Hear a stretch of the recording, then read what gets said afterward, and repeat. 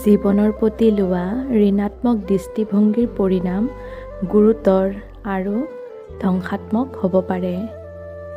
আপুনি লোৱা দৃষ্টিভংগীয়ে নিৰ্ণয় কৰিব পাৰে আপোনাৰ জীৱনটো কিহেৰে ভৰি পৰিব। সুখ আৰু সফলতা নে দুখ আৰু অন্তহীন সংঘাত। জীৱনত ঘটা ভালেখিনিতকৈ বেয়াখিনি আমি সহজে মনত ৰাখোঁ। কাৰণ আমাৰ মনটোৱেই তেনেকুৱা। কোনটো শুদ্ধ তাক বিচৰাতকৈ কোনটো ভুল সেইটো বিচৰাতেই আমি পাকৈত। ৰাতিপুৱা খবৰ কাগজখন মেলিব, দেখিব ডাঙৰ ডাঙৰ হৰফৰ হতাশাপূৰ্ণ বাতৰিৰে ভৰি আছে গোটেই প্ৰথম পৃষ্ঠাটো। বিষয় লাগিলে যিয়েই নহওক, সংঘাত, বাদ প্ৰতিবাদ, যুদ্ধ বিগ্ৰহ, দৰিদ্ৰতা ইত্যাদি ইত্যাদি বাতৰিৰে ভৰি থাকে। এনে কথাবোৰ সকলো সময়তে দেখি থাকিলে আমি আৰু ঋণাত্মক হৈ পৰোঁ, যাৰ ফলশ্ৰুতিত আৰু বেছি খং, ঘৃণা, অনিশ্চয়তা, হিংসা, নিসংগতা আদি ঋণাত্মক ভাৱবোৰে আমাক আগুৰি ধৰে। আৰু এই ঋণাত্মক অনুভৱবোৰ সকলো সময়তে মগজুত কঢ়িয়াই লৈ ফুৰিলে জীৱনটোক উপভোগ কৰাটো অতি কঠিন হৈ পৰে। তাৰ পৰা হাত সাৰিবলৈ আমি কি কৰা উচিত, আজিৰ ভিডিঅ'টোত ইয়াৰ বিষয়ে আলোচনা কৰিম। তাৰেই কিছু আলোচনা তলত আগবঢ়ালোঁ। প্ৰথমতে, সকলো ঋণাত্মক ঘটনাৰ এখন তালিকা প্ৰস্তুত কৰক। এনে হ'ব পাৰে যে আপোনাৰ এই তালিকাত অন্তৰ্ভুক্ত হ'ব পৰা বহুতো ঘটনাৰ বিষয়ে লিখিবলৈ হয়তো আপুনি মান্তি নহ'বও পাৰে বা নিজকে সৈমান কৰিব নোৱাৰিবও পাৰে। কোনো কথা নাই, আপুনি এই মুহূৰ্তত অকল পঢ়াখিনিহে কৰক। পিছত এটা দুটাকৈ যোগ কৰি গৈ থাকিব। তালিকাখন আৰম্ভ কৰাটোহে প্ৰথম কথা। তেনেহ'লে তালিকাখন আৰম্ভ কৰক।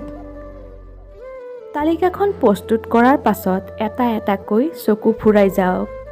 তাৰ ভিতৰৰ কোনকেইটা আপুনি এতিয়াও সলনি কৰিব পাৰে আৰু কোনবোৰ অপৰিৱৰ্তনীয়। অপৰিৱৰ্তনীয় ঘটনাবোৰৰ এখন তালিকা প্ৰস্তুত কৰক আৰু সেইখন পুৰি পেলাওক। যিহেতু আপুনি সেইবোৰ সলাবই নোৱাৰে, গতিকে সেয়া এৰি দিয়াই আপোনাৰ বাবে মংগল।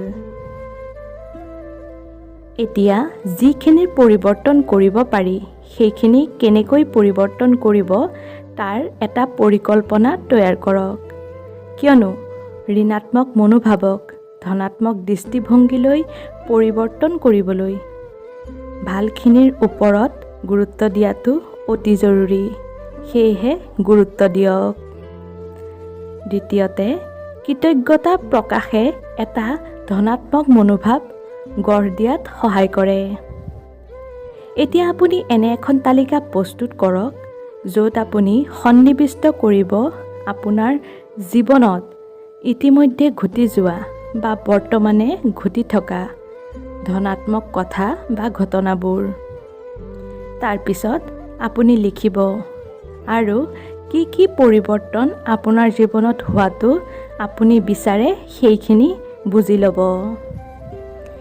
এতিয়া তালিকাখনত চকু ফুৰাই আপুনি উপলব্ধি কৰিব যে আৰু কিছু কথা হয়তো ৰৈ গৈছে, যাৰ বাবে আপুনি কৃতজ্ঞ, আৰু সেই কথাবোৰ হয়তো আপুনি এৰি দিয়া বেয়াখিনিতকৈ বেছি বিশাল। সেইবোৰো এটা এটাকৈ তালিকাত অন্তৰ্ভুক্ত কৰক।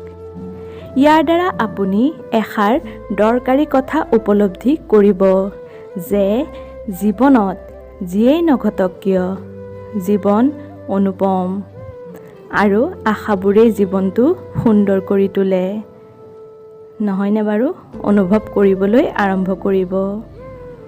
তৃতীয়তে, সকলো ভাল ঘটনা উল্লেখ কৰাৰ পিছত এতিয়া আপুনি আপোনাৰ সকলো মনোযোগ ভালখিনিত লগাই দিয়ক। অভ্যাসৰ বাবে প্ৰথমতে সেয়া অলপ কঠিন হ'ব, কিন্তু নিয়মীয়া অনুশীলনৰ সহায়ত লাহে লাহে কামটো সহজ হৈ পৰিব। চতুৰ্থতে, প্ৰতিবাৰেই যেতিয়া কোনো বাহিৰা উপঘটনাই আপোনাৰ একাগ্ৰতাক উদ্দেশ্যৰ পৰা আঁতৰাই নিব, তেতিয়াই আপুনি মনৰ শান্তি ঘূৰাই আনিবলৈ চেষ্টা কৰিব। আপোনাৰ ভাল নলগাখিনি এৰি দি আগুৱাই গৈ থাকিব।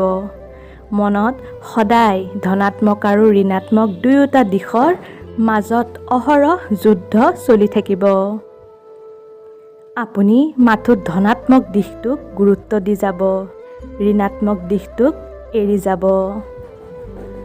সদায়ে মনত ৰাখিব লাগিব যাতে কোনো অন্যমনস্কতাই মনটোক নিজৰ উদ্দেশ্যৰ পৰা দীঘলীয়াকৈ আঁতৰাই আনিব নোৱাৰে। যেতিয়াই আপুনি অন্যমনস্ক হ'ব, তেতিয়াই আপুনি মনটোক আন সকলো কথাৰ পৰা আনি এটা কথাত লগাওক। প্ৰয়োজন হ'লে অলপ সময়ৰ বাবে নীৰৱে নিজৰ সৈতে কথা পাতক। দেখিব মনটো পৰিষ্কাৰ হ'বলৈ আৰম্ভ কৰিছে। মনৰ শান্তি থাকিলেহে সকলো কথাৰে ধনাত্মক দিশটো চকুত পৰিব আৰু নিজৰ সৈতে কথা পতা কামটোৱে সেই শান্তি ঘূৰাই আনিব। মনত ৰাখিব, এই পৃথিৱীত নিখুঁত বুলি একো নাই। গুৰুত্বপূৰ্ণ কথাটো হ'ল আপুনি নিজে এবাৰ জীৱনটো উদযাপন কৰিব বুলি সিদ্ধান্ত ল'লে অন্য একো কাৰকে আপোনাক তাৰ পৰা বিৰত কৰি ৰাখিব নোৱাৰে।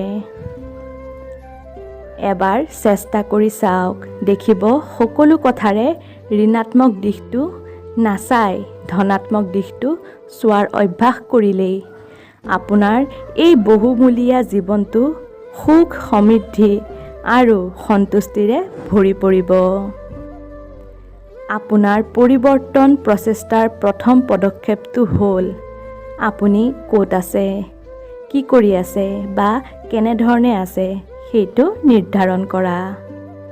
এইটোৱে আপোনাক তাৰ এক বাস্তৱিক ধাৰণা দিব। আপুনি ক'ত আছে, কি কৰি আছে সেই বিষয়ে সত্যটো জানিলে পৰিৱৰ্তনৰ দিশে আগুৱাই নিয়াত এক সবল ভূমিকা পালন কৰে। তেনেহ'লে আজি বুজিব পাৰিলে ভিডিঅ'টোৰ বহুখিনি কথা। ধন্যবাদ বন্ধু-বান্ধৱীসকল। আজিৰ ভিডিঅ'টো ইমানেই। যদি ভিডিঅ'টো ভাল পালে লাইক এটা কৰি শ্বেয়াৰ কৰি দিব আৰু এনেধৰণৰ ভিডিঅ'ৰ বাবে আমাৰ চেনেলটো ছাবস্ক্ৰাইব কৰি ৰাখিব। আজিলৈ আহিছোঁ, পুনৰ লগ পাম নতুন এটা ভিডিঅ'ৰ সৈতে।